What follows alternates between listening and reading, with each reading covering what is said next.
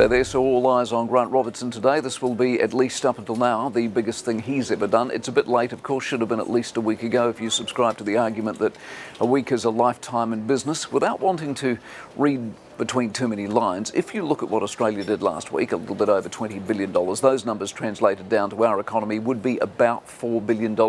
And yet the Prime Minister has said it's the biggest package she will ever announce. And given that she's already rolled out the $12 billion for infrastructure, that would mean it's over that.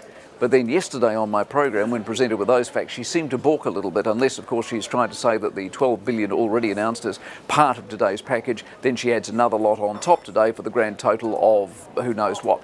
Whatever it is, the key is effectiveness as opposed to actual size. The first thing they did a week or so back was drop the stand-down period for the benefits, for example. That, although logical, is favouring welfare. Their argument would be all welfare money is spent, therefore it is worth it. Counter-argument is welfare money grows government. We don't want to grow government.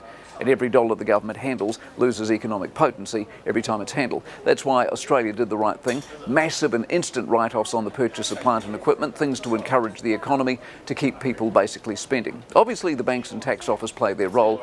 Delay of payment, suspension of interest. There are no shortage of mechanisms if you're so inclined. But no one has a chequebook like the government. And now is the time to flood the economy with spending power. And the key is to look forward. This isn't a patch-up. It's not retrospective, because for many nothing has actually happened. It's a band-aid to cover a gap. It will be okay, and the real key, the magic to all of this, is to be in place when you can put the foot down when the bounce back comes. So wage subsidies to keep people at work are critical. We already had labour shortages, we don't want more, keeping some businesses open. That's why I worry so much more about sport, for example. I mean, if a team fails, you don't magic up new teams on the Saturday after the Friday things come right.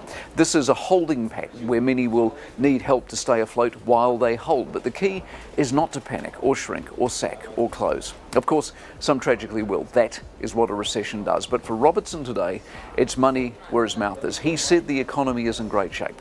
He said debt is low. He said we are prepared. So, let's see it.